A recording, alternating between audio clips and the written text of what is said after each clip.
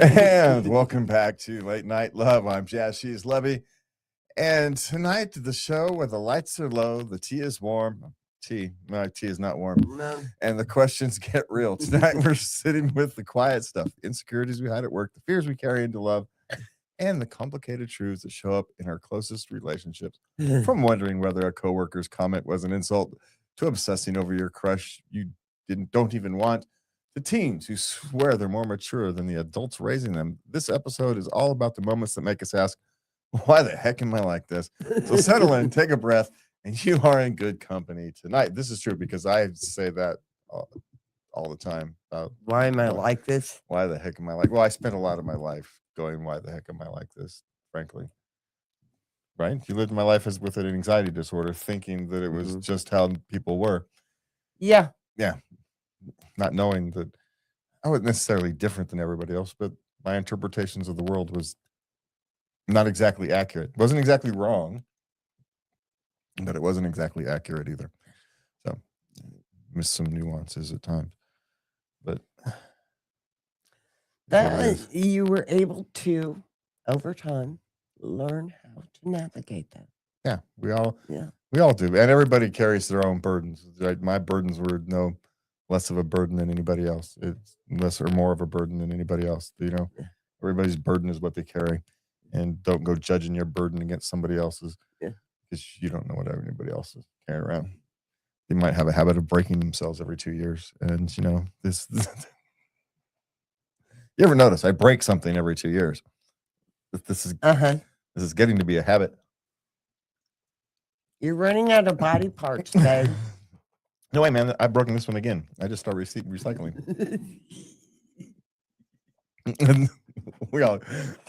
Problem is I'm no longer young. And man, was this week sore. Oh my God. Well, you're in a wheelchair now, and you're at work, and you're pushing yourself around with the wheelchair. And it's carpet. It's not like thick carpet, but it's not. It's community center carpet, so it's not great carpet. So it's nice and it's relatively hard from a carpet's perspective, but it's still not like rolling around on hard floor. Yeah. So it just makes it a little harder.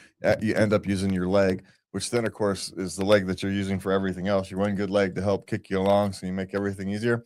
Well, of course, then your leg gets sore at the end of the day too, because now and then you got to go back and use. Anyway, I didn't sleep well for a few days, so yeah. Anyway, I haven't slept well in 10 days, frankly. But I know. Well, because you have to sleep on your back. That's starting to ease a little bit, but yeah, I have to be careful, which means. Anyway, that's my burden at the moment. We'll kick that on to whatever next week's problem. That's future me's problem. We'll deal with. The guy can take it. He's got it. I got faith in him. So we're gonna hop into our first segment. We call this our life segment. In this segment, we're stepping into the everyday chaos, the workplace misunderstandings, the emotional spirals, the tiny things that somehow feel enormous at 2 a.m.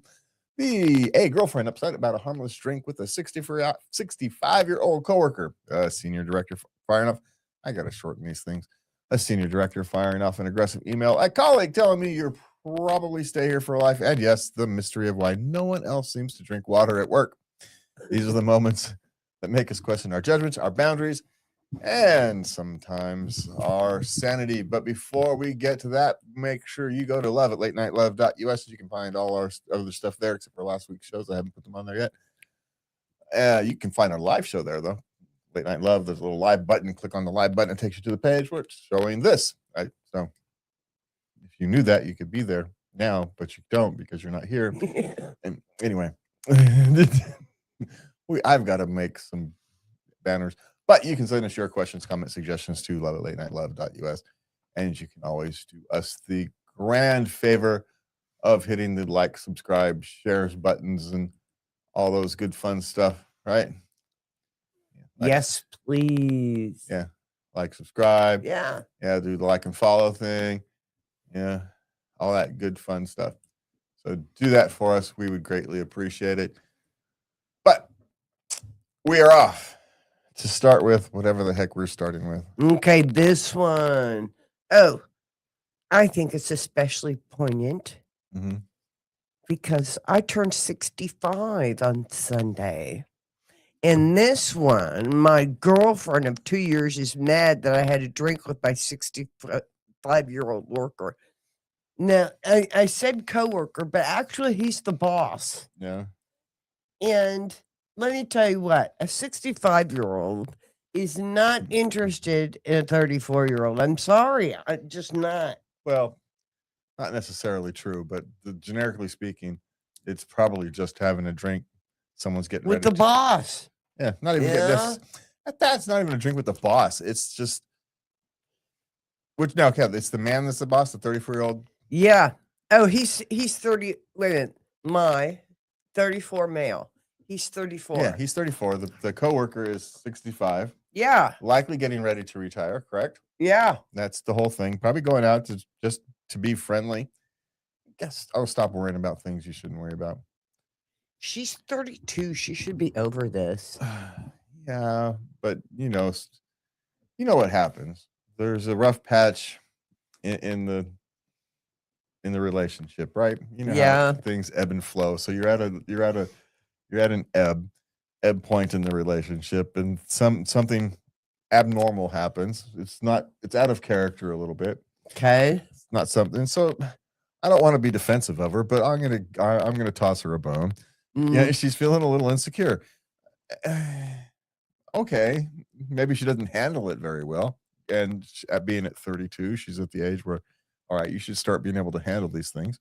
Well, it would be helpful if he didn't just arrive home late and not tell her first. Yes, see, these are things that you can do to mitigate at least Yeah.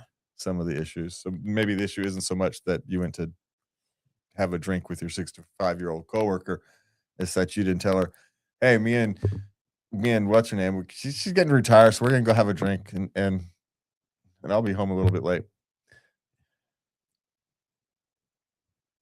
Yeah. Thank you. That's all we need. Yeah, so Yeah.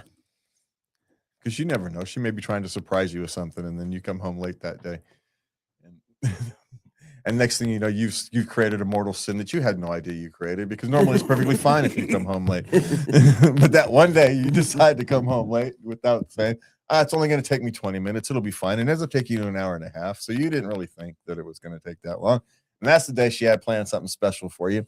And next thing you know, you stepped on a landmine that you had no idea what you were walking into. And it could have been mitigated, not avoided. It could have been mitigated with a phone call. Hey, I'm running late. It should take about 20 minutes, but you know how banks are or whatever it is. Yeah.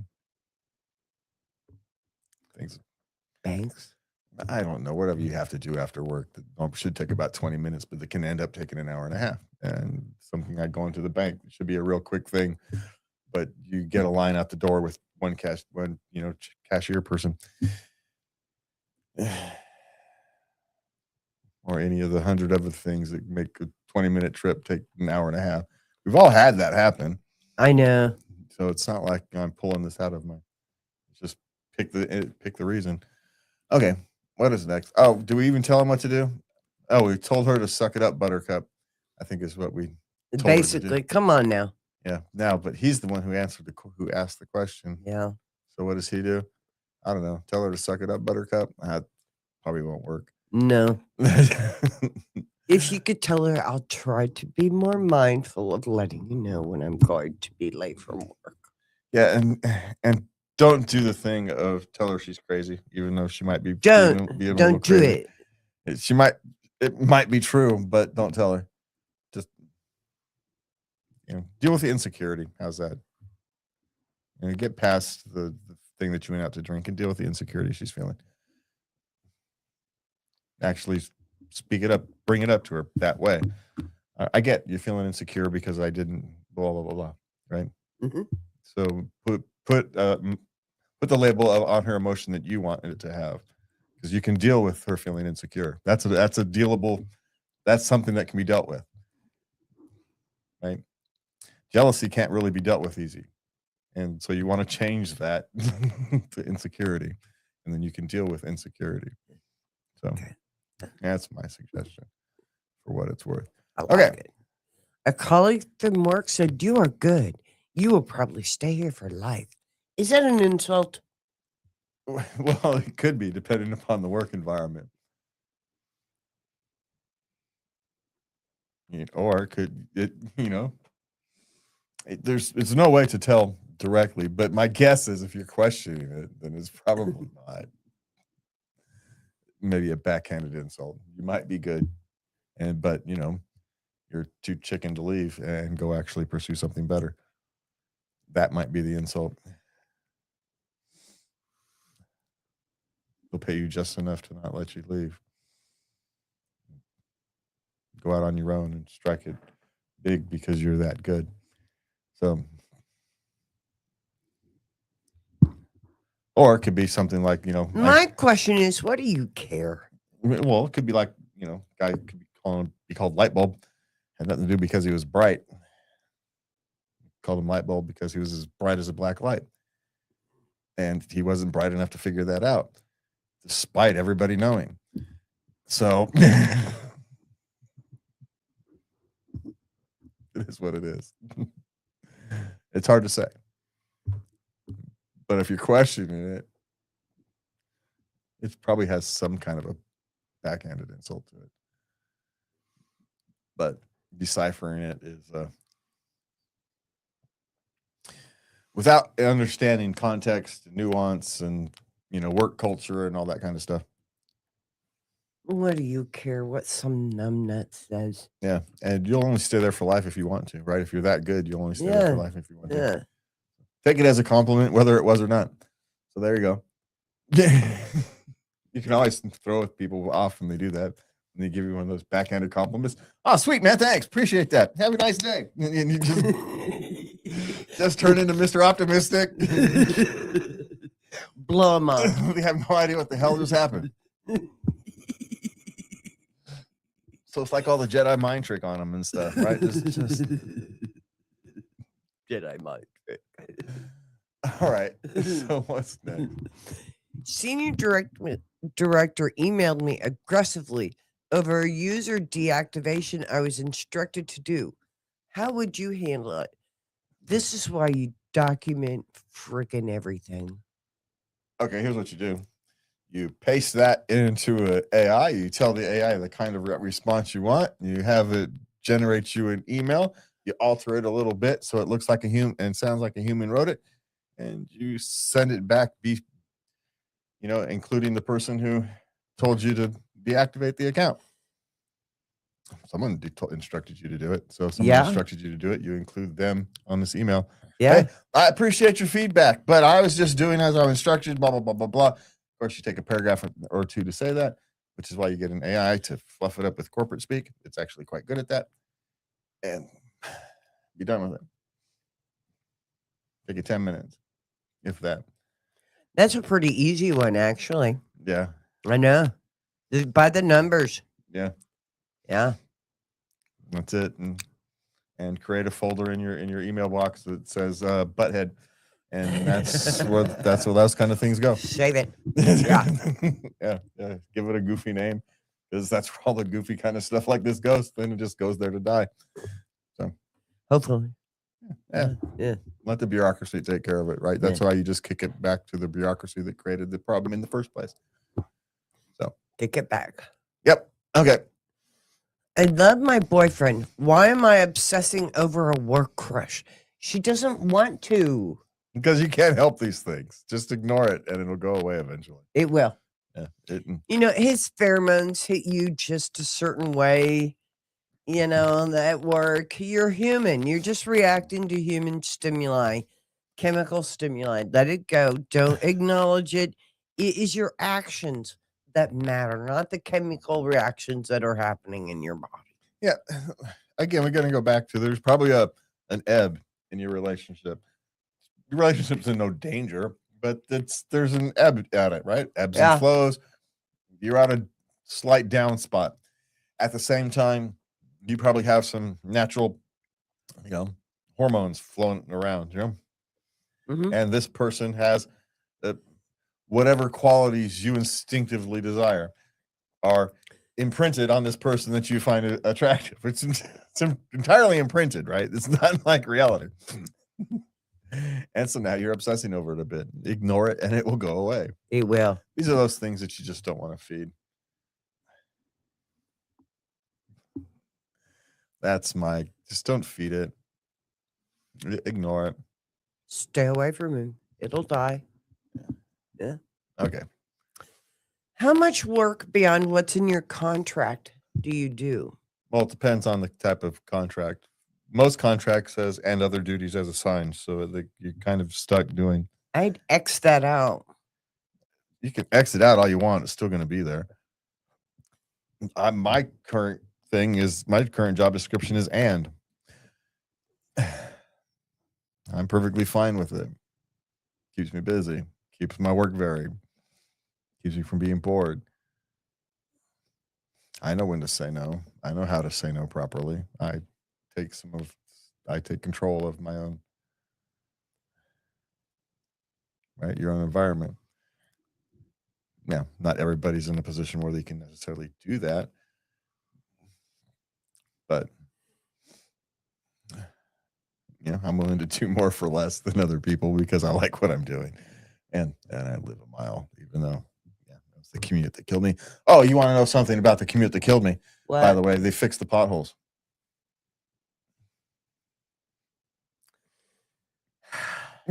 Of course they did. Of course they did. Fixed the potholes last week. Just add another little insult to injury. Yeah. So that was fun so anyway. So do as much as you're comfortable with, right? There's a difference between, chipping in as part of the team or you not having quite as much to do. So you fill in some time versus being taken advantage of. And you just have to know when that line is, right? That's your own personal line. No one else can tell you where it is. You and I would draw that line differently, and both of those things are okay. Yeah, it is. Yeah. So it kind of depends.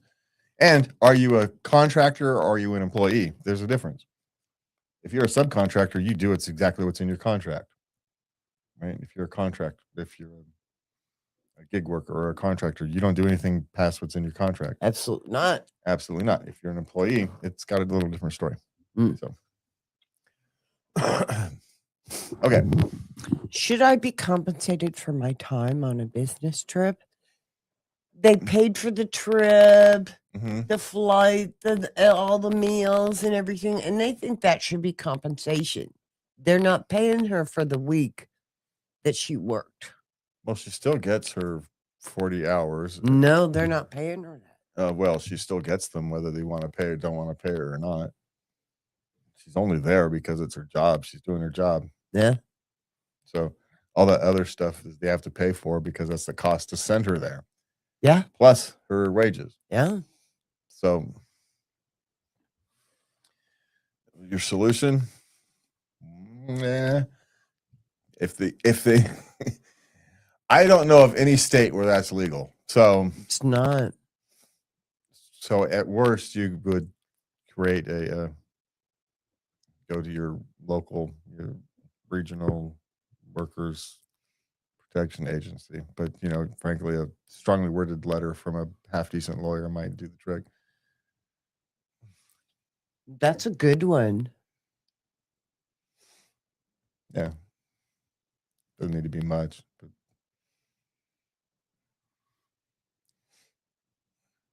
actually, this is one of those things where HR would actually be in your favor because it's protecting the company from a future larger, right? This is where you use their systems in your favor. Yeah. HR is there to protect the company, not you. Well, in this case, protecting your pay is protecting the company from a future issue with the government and fines and all kinds of stuff. So in this particular case, HR is an option. Ooh, yeah, definitely. And so if HR says, well, no, this is how we do it. Well, now you've got to buy the proverbial low hangers. and you can squeeze. You go into your workers. Yeah, you go find yourself a workers lawyer. Better business. You just go find yourself a workers lawyer. One of the I can't think of the name, but I can't think of the name. What is the Employment Development Department? Is that what it is? no, I just can't think. Each state's going to have their own quasi name for it, but Okay. it's the Equal Employment Board or something like that. Okay. Just look at ask your local, AI, and it'll tell you where your local thing is. Yeah. Yeah, but you can just go get a lawyer at that point. True. Damn. Okay. Does everyone but me not drink water at work?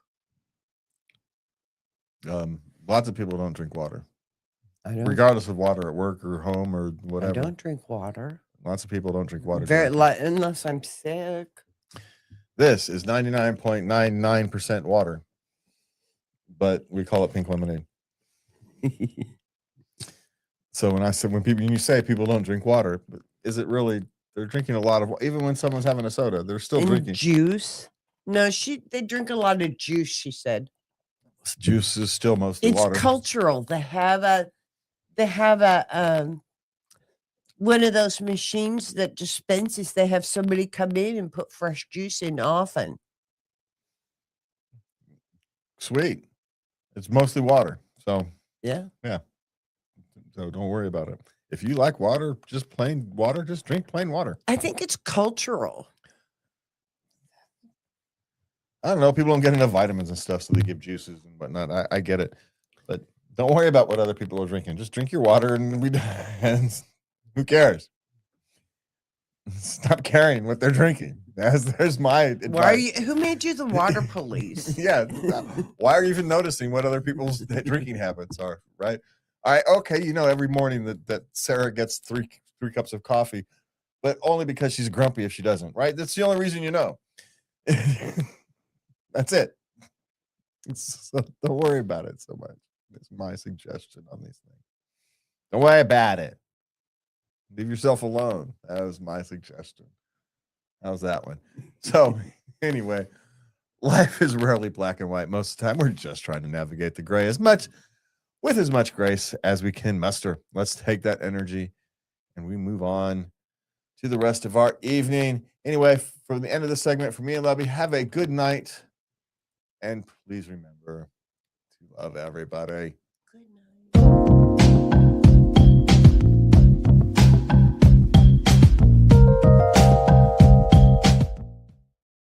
All right. Welcome back to Late Night Love. I'm Jess. She's Lovey. I just asked if we're just rolling into it, and then you go ahead and do the break stuff. You're killing me over here. I'm sorry. No. You know what? The nice thing. Okay, I'm ready. No. The nice thing about this is I can just redo the intro. Okay, here we go. We're all good. Intro again.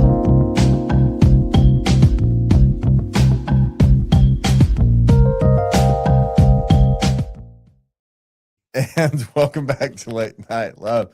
I'm Jess. She's Lovey. And now we are into the tender stuff, the fear of getting too close, the guilt over something as simple as a food allergy, the awkwardness of dating someone whose bank account looks like a trust fund fairy tale. We've got teens terrified of intimacy, parents navigating a teenager who thinks she's the only sane one in the house, and someone trying to figure out how to find a nerdy boyfriend in a world full of, well, not that. But before we get started with all that, you can find our stuff at love@latenightLove.us. You can send us your questions, comments, suggestions to love@latenightLove.us. And you can do us a favor and hit the like, subscribe, share. Did I repeat myself? Yes, please. Did I screw that up? I don't think so. No, you're perfect. Oh, well, we know now you lost lying. You're perfect for me. Well, that may be true, but I am far from sitting here with a broken knee. Oh, yeah, you're perfect. Sure. I love you just the way you are. Broken knee and all. Yes, I do. Okay, so what do we've got? This one is, I was just reflecting. I am terrified of getting too close to my boyfriend. Now, they're both 18. He's perfect. Uh-huh. And, honey, you're not afraid that he's perfect. You're afraid that you're not perfect. No. But... And I get a news flash for you. Neither one of you is perfect. Yeah, you all don't even know what perfect is. You're not even old enough. But that's not the thing. She's actually, this is a very good instinctive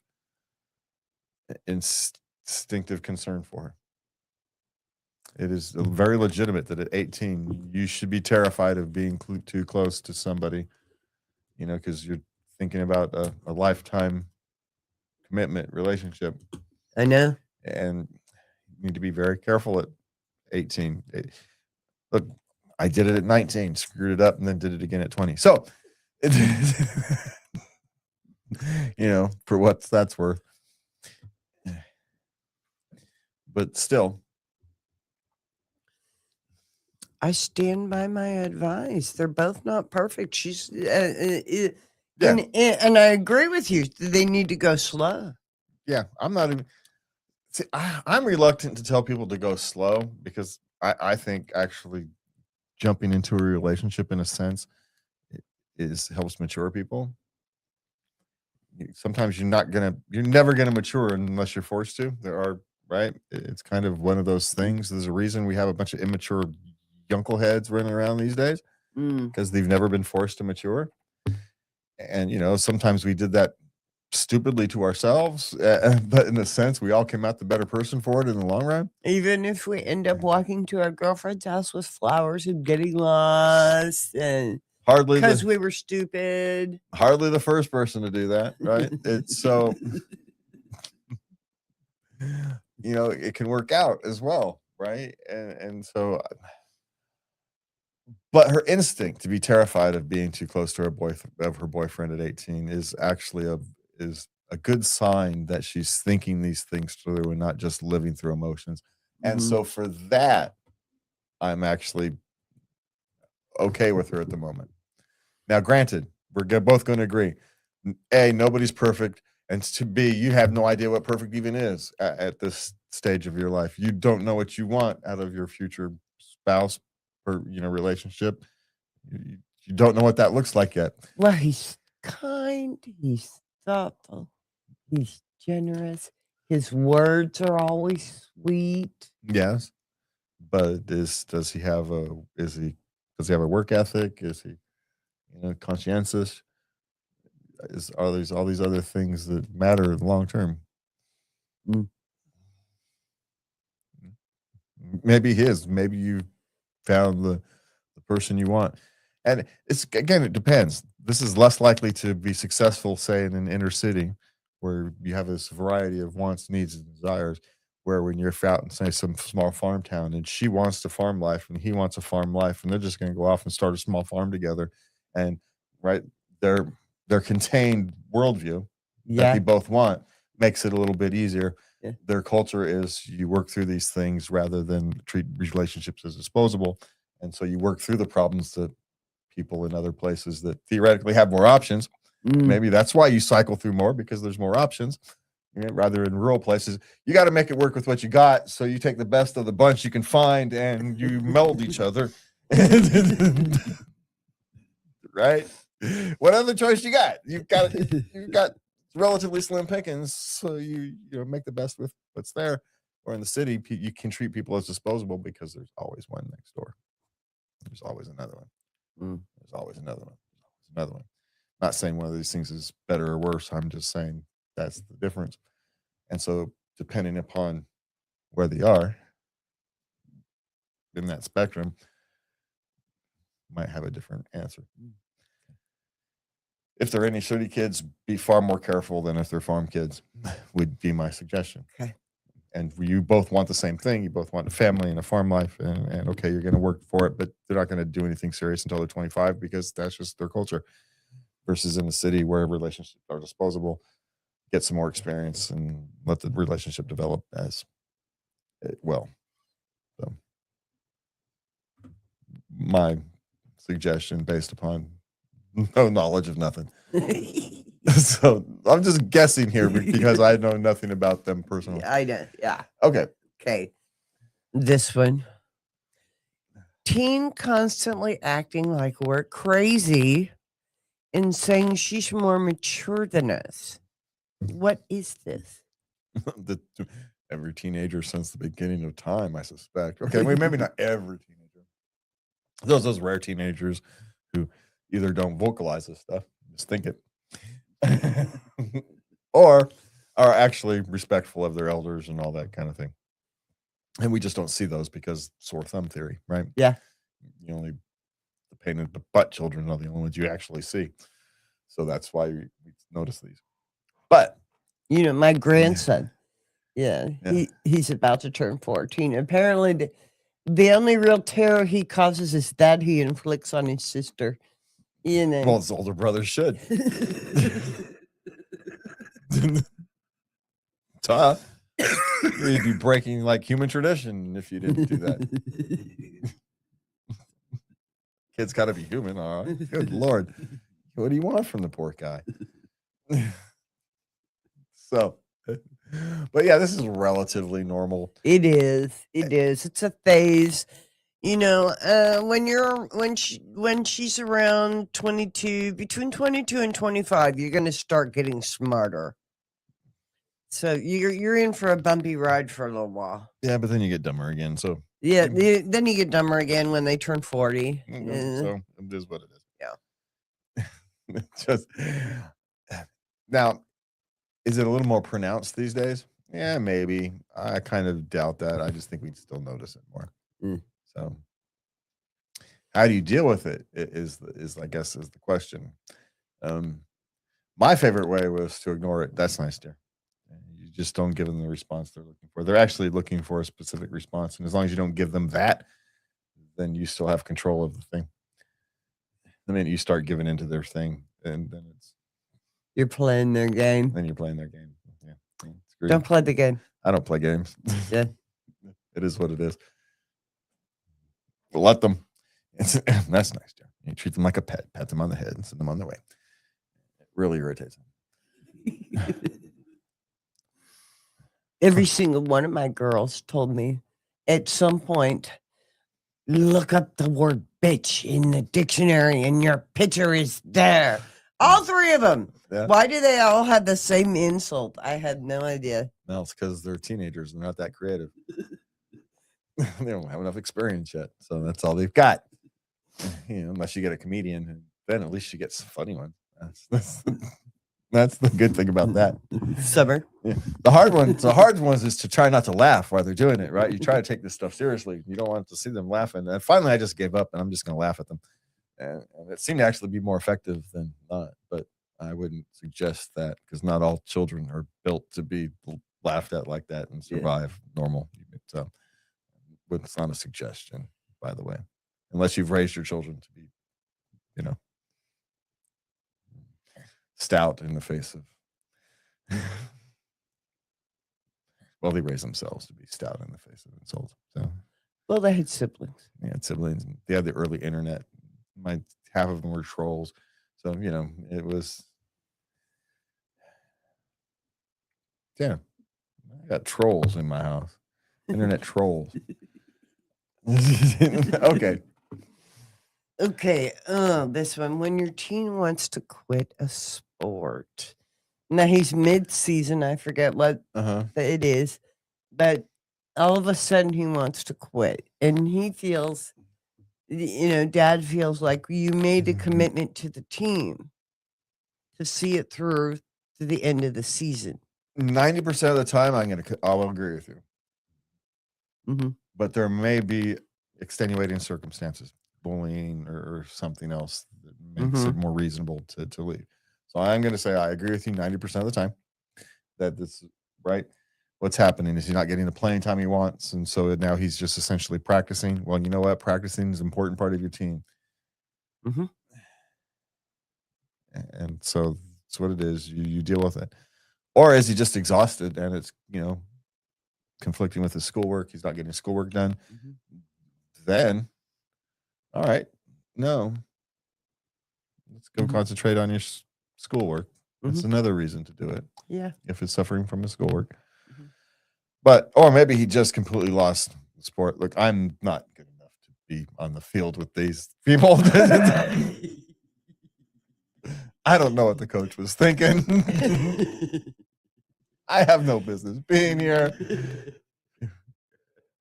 I am not Rudy, you know. There is no movie that's going to be made about me. I go on that field, I'm going to die.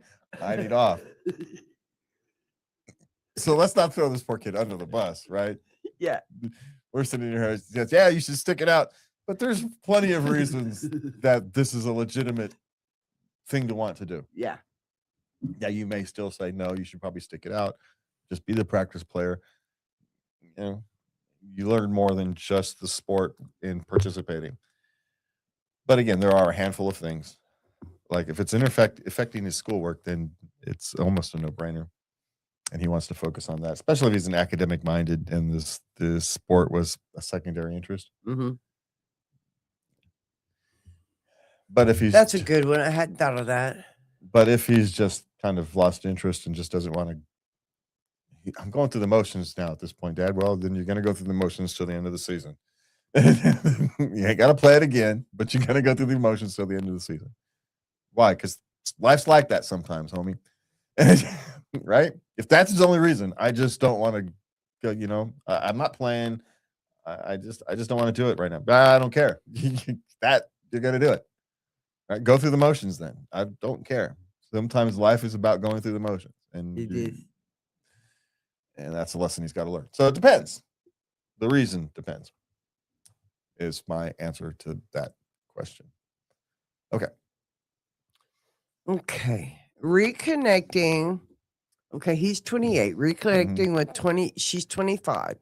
After one good date fizzled out naturally, how would you approach this? I probably wouldn't. Because what do you mean a good date fizzle out? How does a good date fizzle out naturally? It just never went to the next level. The kiss goodnight. It never got romantic. It wasn't a good date, was it? If you never got the next one, if you never asked, if no one ever bothered to follow up for a second one, wasn't that great of a date now, was it? Mm.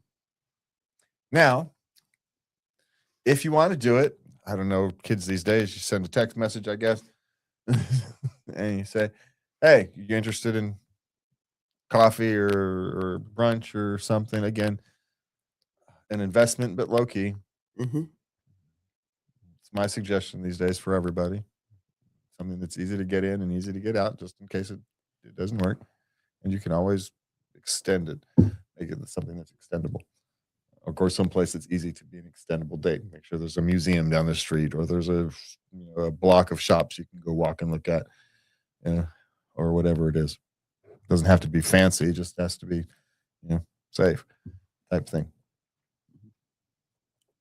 But it fizzled out for a reason, so that's how I would be prepared for. If you're just going in for a friend, you want a friend. No, he doesn't want a friend. He wants to try a second date. So go ask for a second date and just keep it low key. Okay. Yeah. And don't expect very much. No. That's, you can't, you don't get no hits if you don't swing the bat, right? Okay. It is what it is. I suppose you can get a walk, but that doesn't happen very often. That's probably how I worked. But anyway, all right, what's next? And here's the flip side. Mm-hmm. I feel guilty for not wanting to go on a second date with a guy because of his nut allergy. He has a nut allergy. Okay. She wanted pecan pancakes for breakfast, and he said, "I'm sorry, I won't be able to kiss you." So she couldn't have her pecan pancakes. Oh, And the horror. she just doesn't want to deal with a nut allergy in the future. Well, okay. Look, you're allowed to have whatever the barriers you want to have, right? Whatever lines you can't cross, they are what they are. And I'm not going to judge you for it. But the question is, in 10 years, are you going to judge yourself for it? Yeah. And maybe so. Maybe you just know yourself and you know that you're not going to be able to remember everything you've eaten and you just don't want the responsibility. I can respect that. Yeah. So I'm not just gonna say that she should be. I know. No, you're a bad human being. No, I just know myself. She knows herself. She's not going to keep track. It's going to slip. She's going to kiss him, Yep. and he's going to have a reaction.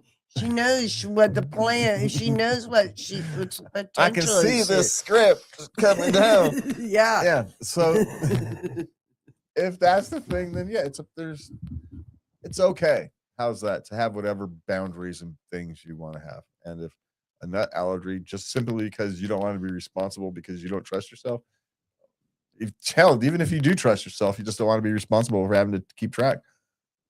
That's okay. Just as long as you're going to be okay with that with yourself in 10 years. It's okay. Yeah. All right. I just realized this girl I'm seeing is in the 1%, and I don't know how to handle this. She's a trust fund baby. Doesn't matter. Don't do anything different than you've been doing. Yeah. It should change nothing. It should change nothing. Right? And how you treat her. No, because obviously you found out but she hasn't gone around and flaunted it. She's obviously, because you just realized it. It's not like she slammed you in the face with it. So don't change anything. She is what she is who she is. And the fact that she has a solid foundation to start her life from is not something to be jealous of. No, he's not jealous. Oh, yeah, he is. How to function. He's jealous. He is? He's jealous. I'll guarantee you. There's a jealousy somewhere, right? Okay. There's a lot of that these young people these days, with people who get an easy start on life or who have, a foundation built by somebody else to start off of. They think it's unfair because they don't have one. And well, it is, but life is unfair and you'll deal with it. You go off and build your own foundations. That's how you deal with these things. I like to say trust fund babies are the world's wealth redistribution network. All the wealth that grandpa built gets redistributed to the grandchildren, and the grandchildren misspend the money and just hand it out to people. Because they feel guilty. Not even because they feel guilty. They're disconnected from the effort that it took to earn it. Okay. Yeah. And what was it? The Vanderbilts? I think it was the Vanderbilts. The two richest people back in the day, the Vanderbilts, and I forget the other ones. I should know them, but I forget. Right? One of them secured his Rockefellers secured his money, made sure that the grandkids and future generations couldn't spend nothing but a fraction of it. That the base was always going to be solid. They could not touch it. The Vanderbilts, they just gave the money away to all their kids. The Vanderbilts are broke as a family now, essentially broke. They redistributed all their money through their next of kin and buying all the nice things and then having to sell it and all this various stuff. They redistributed all their wealth. Didn't need no government to do it, just time. And the Rockefellers, they reinvested all their wealth. It was just a continual reinvestment. And, and while it benefited the Rockefeller family, it benefited everybody that also they were investing in as well. Money that they otherwise wouldn't have had to use to build their factory. Or the Rockefellers still have foundations today. What are you talking about? Yeah, that's what pays for all that. Yeah. So anyway, but the point of all that was the world isn't so simple. Don't make it complicated. It's the world has come more complicated. Don't make it this simple. Just if you like her, you like her. Don't worry about it. Yeah. Sorry, it's just picking up my big face every now and again. See? There we go. I poke my face in. Well, the problem with that is it screws with the autofocus. Okay. As everybody wants to know. Okay, what's next? Okay, last question in the love section. All right. How do I find a nerdy boyfriend? Well, generically speaking, just start looking. Seriously, just open your eyes and look for them. They're all around. You just don't notice them. if you need some specific advice, you go to the cons, the Comic Cons, all of the gamer cons, and all those various things where nerds congregate. And what you do now, since those don't happen all the time, once a year or whatever in your neighborhood, there's the other places you can go. Is they have these cafe type things where gamers go and play RPGs, role playing games. Yeah. Find yourself a role playing game that you can get into and go jump into a game. Say you're a first timer and you want to learn to play, and you'll have a bunch of nerds who aren't going to know how to talk to you. Dumb.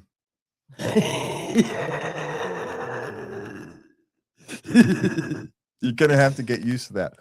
But the nice thing is, they're going to try to be as nice to you as they know how. Okay. Yeah. But the problem is a lot of them are socially awkward, but there's always a handful of women in these groups. And so these guys do eventually get to learn how to operate around women. The problem is most of these women are nerds themselves. And so it just reinforces a bunch of bad behavior, but but that's okay, because the nerdy girls and the nerdy guys, they get together, have a bunch of nerdy children, and it's a whole nerd fest. But you can insert yourself into this culture. They're actually quite welcoming, as long as you're willing to jump in with both feet. Yes. And so go find one of these gamer cafe type things and jump in with both feet. Pick a game and jump in with both feet. And pick a novice game. Go out there, call them up. These guys love to talk to newbies. They want people who've never been through this before to be there before. One, because you're a great new customer. So just from a selfish point of view, the guys who run the stores want to be as friendly and as opening and as welcoming to you as possible. So call them and tell them exactly what you're looking for. Hey, so this is what I've heard I could do. I'm kind of interested in whatever, fantasy role play. I like Lords of the Rings, right? Oh, great. Okay, we'll set you up with a novice game and an experienced DM, and so he can control all the nerds. And yeah. And then you just start engaging in nerd culture. And over time, you will find someone in there whose quirks attract you. That's well put. You know what did it for me? Nose wrinkle. Your nose wrinkle. It's not my real nose, by the way. I don't care. Oh, well, it's not like I saw that nose wrinkle and I went, ooh, you are going to be mine. Well, anyway, love is messy, unpredictable, and sometimes hilariously inconvenient. But it's also where we learn the most about ourselves. And when love get complicated, relationships will take center stage. Me and Levy, have a good night. Please remember to love everybody. Good night.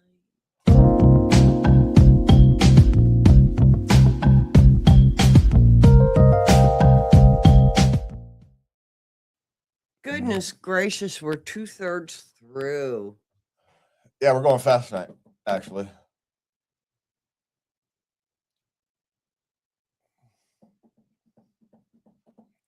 Well, we started late.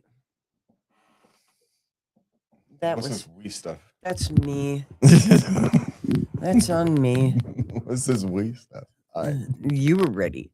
All right. Okay.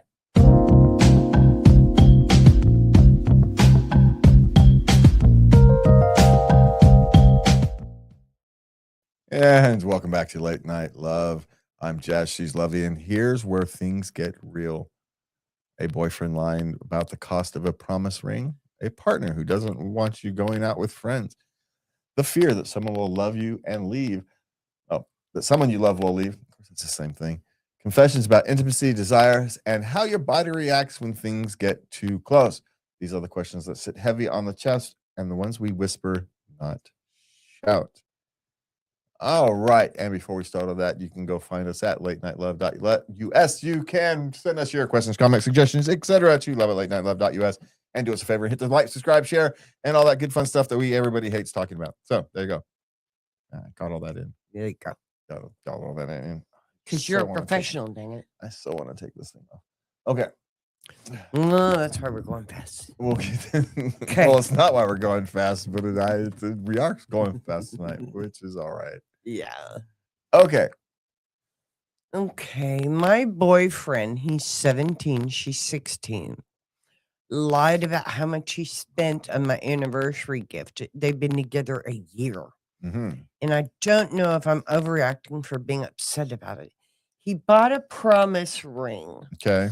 and it's apparently, she priced it, and it's around $900. Okay. And he said he paid $1,500 for it.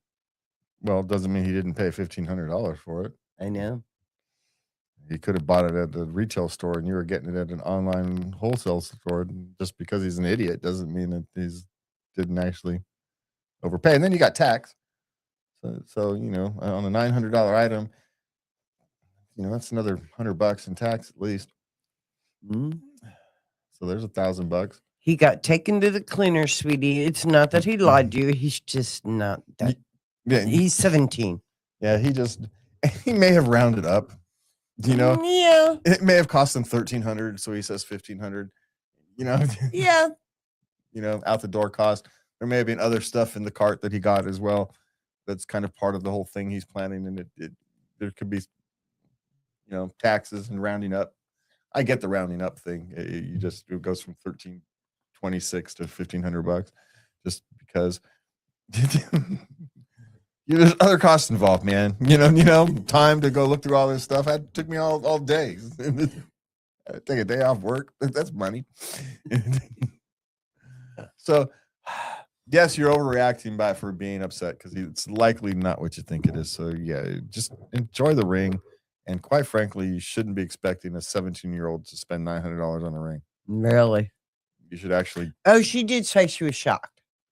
She was not expecting it. Yeah, she should make him take it back and go off and get a $200 one. Yeah, that's how much promise rings are supposed to cost. I don't care what day it is. You shouldn't want him to be spending that much money That's bullshit. on your ring at this point.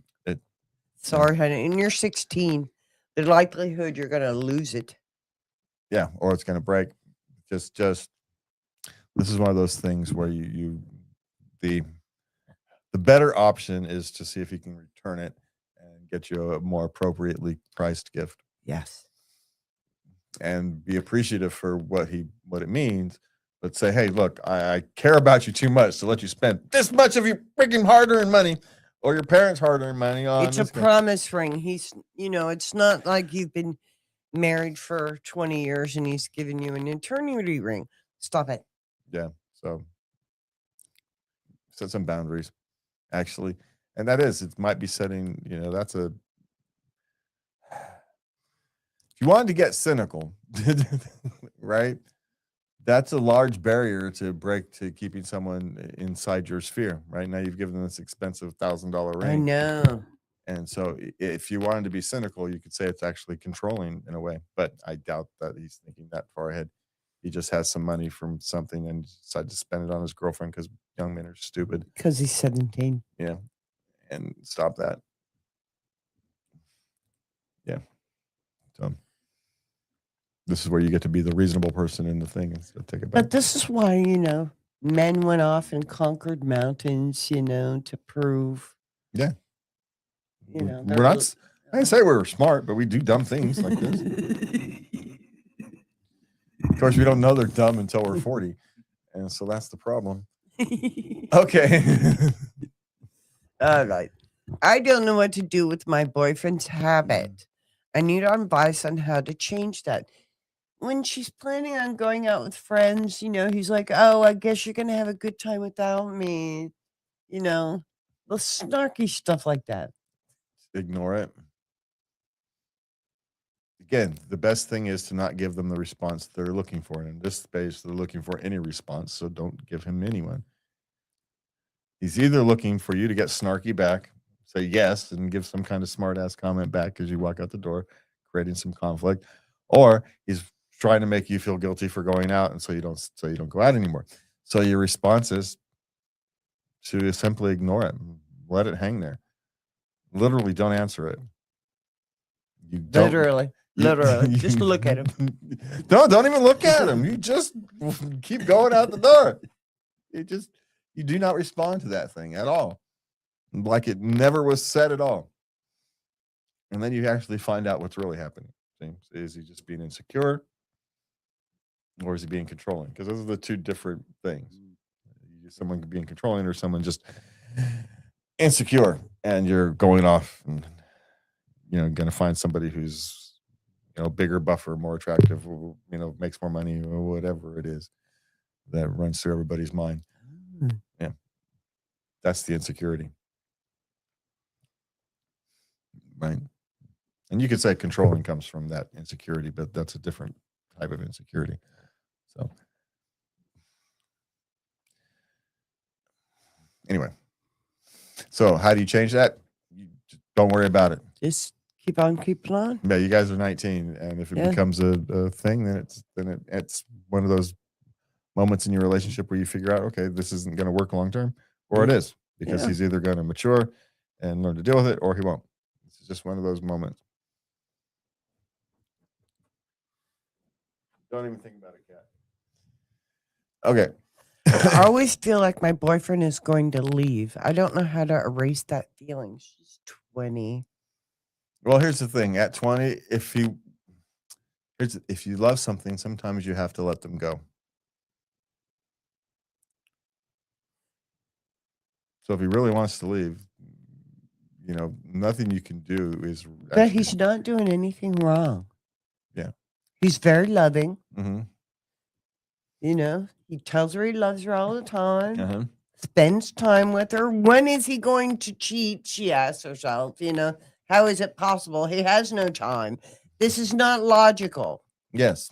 She's frustrated with herself. That she needs to let it go.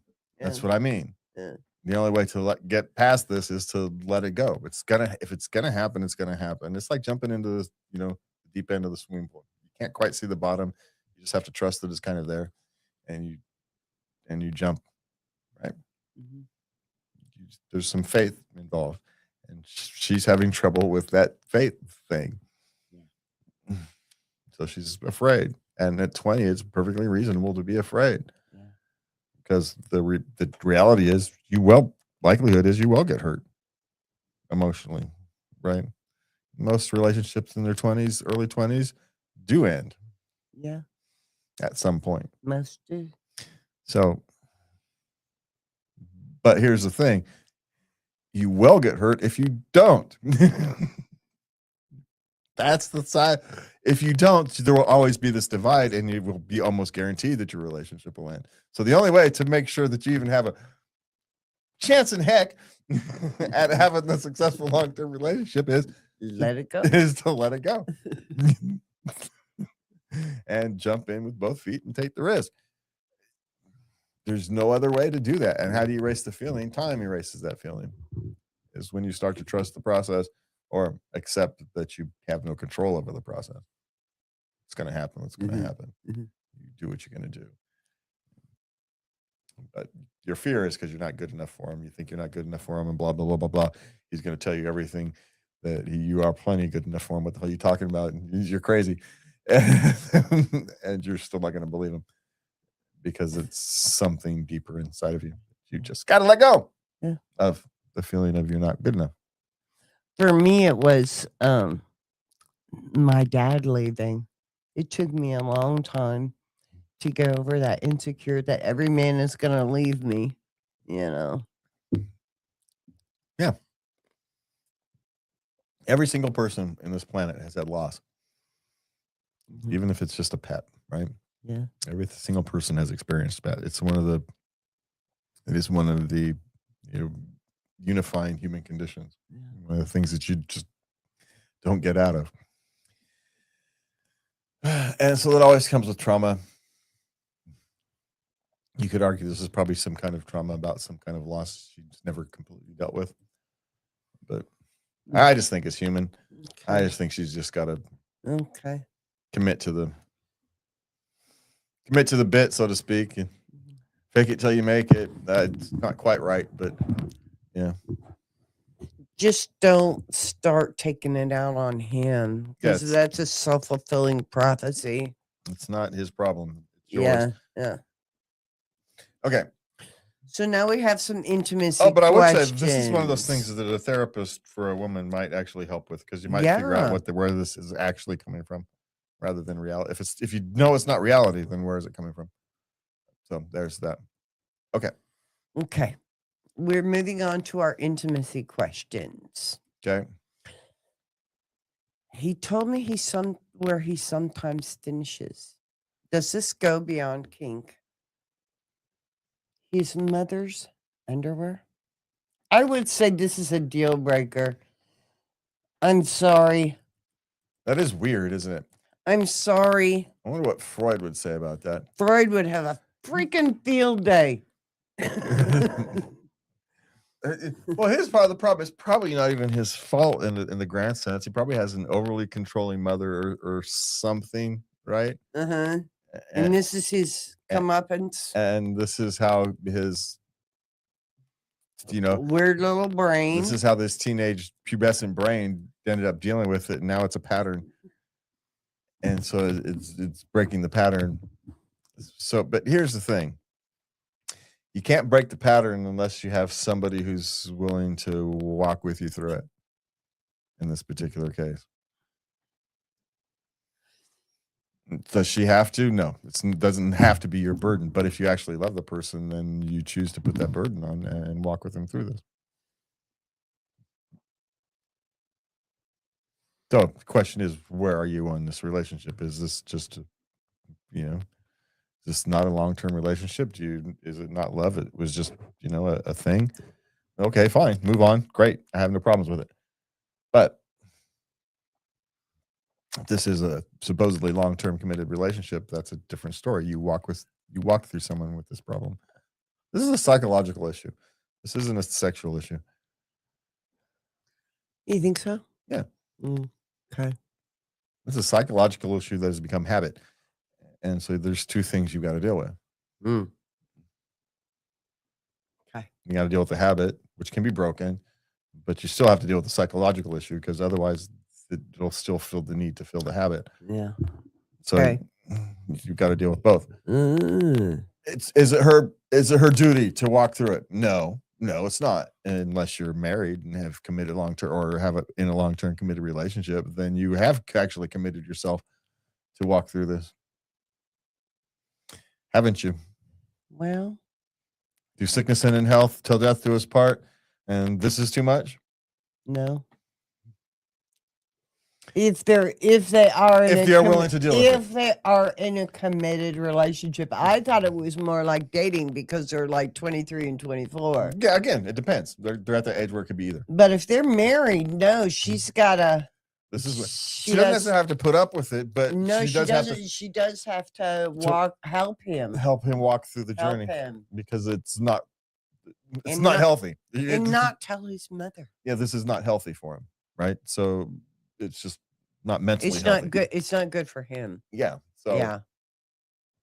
So again, if they're in a committed relationship, she does have some moral obligation to walk with him through this. Yeah. But hey, not everybody can deal with everything at the same time. So I'm going to give some grace on that as well. But, hey man, life ain't easy. There's no simple answers. Yeah. And this is one of those cases where there's no simple answers. How committed in the relationship are you? We talked about earlier, some people know themselves. I'm just not going to be able to do it. I'm not going to be able to cope with it. Is he willing to actually deal with whatever psychological issues he has to deal with that underlie this, so he can break the habit successfully? Yeah. These are the things. These are the questions that have to be answered and have to be gone through. And as much as we all would like to have a simple silver bullet solution, there simply isn't one. Okay. Okay. My loving girlfriend, but has a very low sex drive. She's 19. She's super affectionate. But when it comes down to sex, she just kind of goes through the motions. She's a pillow princess type thing, right? Yeah. And now, is it because it's dirty, or is it she's lazy? There's a whole kinds of reasons why women who are overly affectionate when it comes to the time become a pillow princess. Sometimes it's because they don't know anything else. They simply don't know. They don't know that they can let themselves go, and even they don't even know what that means. Yeah, in a sense, there's a disconnect there, Mhm. and some of them just aren't that interested in that. Just not interested. They're interested. It's, hey, I'm perfectly happy to Affection. help my partner have a good time. I just don't care that much, Yeah. Maybe she does have a low sex drive. you know. And maybe it is a low sex drive. Maybe there is some physical thing going on because at 19, generally speaking, everybody has relatively high sex drives. Yeah. But nothing is universal. Does it bother you or does it bother her? Is the other question. He didn't say. Yeah, because maybe it's bothering her, and if it's bothering her, then of course there's other options for that, right? She can talk to her doctor and see if there's her hormones are imbalanced, which at 19 is perfectly reasonable, especially if you're taking the pill. It screws up with your hormones, and she could be taking the wrong type of pill, and a simple pill switch could solve her problem. Yeah. So there's a wide variety of answers, but potential answers. So it's hard to know. Okay.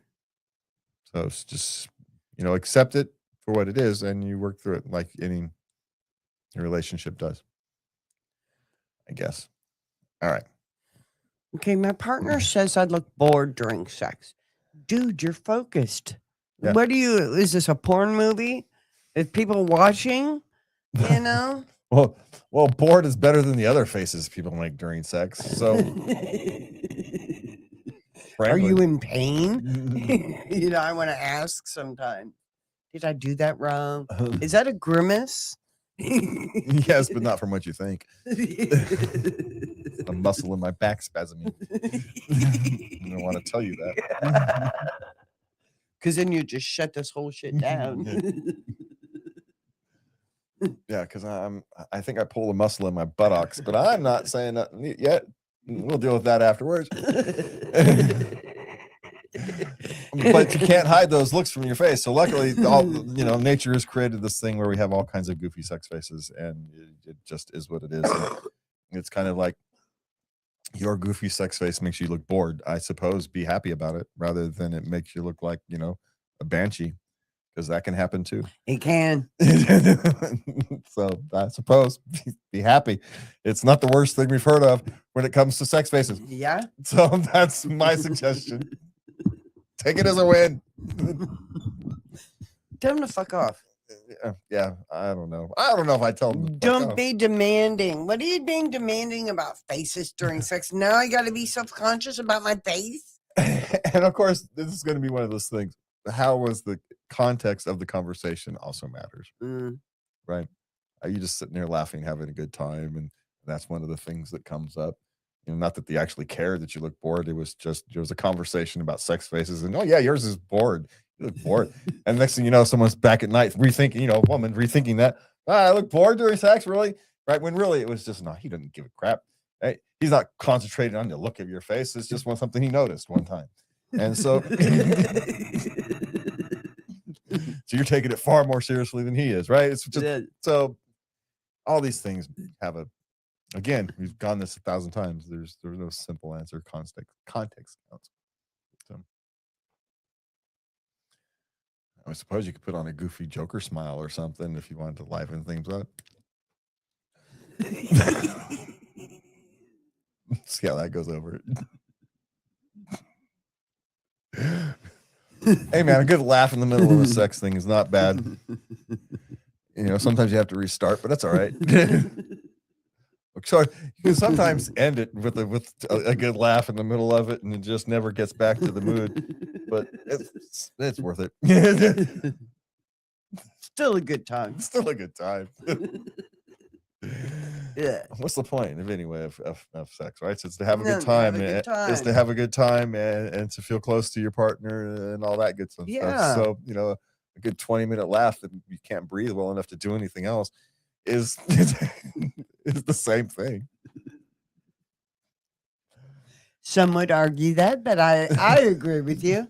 Hey, I'm just saying. The goal is intimacy. Well, you're the one who thinks sneezing is like an orgasm. So, It is. It's scientific. yeah, I think someone's science got screwed up. Okay, what's next? Okay, this is our last Uh-huh. question. I get nauseous anytime I do anything too intimate. Now, if it's just low level, that's fine.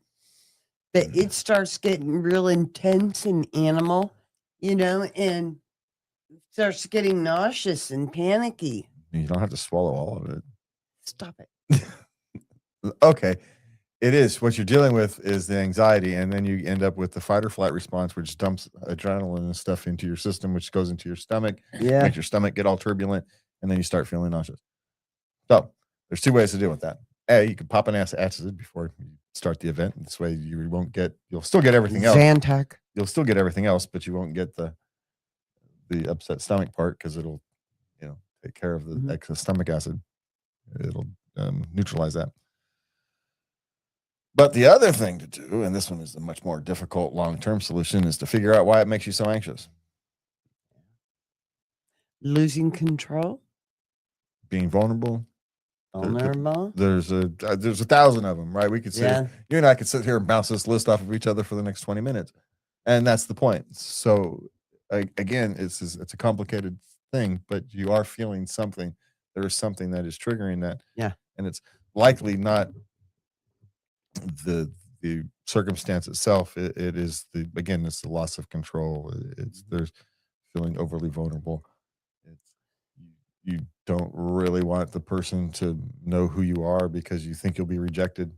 Fear of rejection. There's the whole kit and caboodle. Maybe you don't really know where your limits are, and you're afraid of how far you could willing to go given the opportunities. Who knows? Or maybe you're naturally a pillow princess, and going anything past that is venturing into territories that you think you want to venture into, but your nature is screaming no. And then you have to decide what you want to do with that. So, but again, it's a complicated thing. Human nature, human sexuality is complicated and quite frankly stupid at times, but it is what it is. If you think about it too much, it's goofy. So it is goofy. It's goofy as all hell. It's the goofiest goddamn thing. Who planned this thing? Nobody planned it, which is clearly, obviously. Well, I have other views. I think it's God's just joke with us. You want to feel the wonderful thing? Great, but you're going to make goofy faces. Jokes are supposed to be funny. And despite the fact that we're laughing here at the moment, this stuff isn't generically speaking very funny. So anyway, relationships are where we grow, stumble, and sometimes rediscover ourselves. And that's why we keep coming back to these conversations, because none of us are doing this alone. You can find us at latenightLove.us. You can send us your questions, comments, suggestions to love@latenightLove.us. And you can do us a favor and do us a like, subscribe, share thing. And so that brings us to the end of tonight's episode. If you are feeling a little seen, a little soothed, or even a little called out, that's the magic of us. We show up for each other. We sit with the hard stuff. We keep learning how to love better, even when it's messy. Until next time, take care of your heart. Take care of each other. Have a good night. And please remember to love everybody.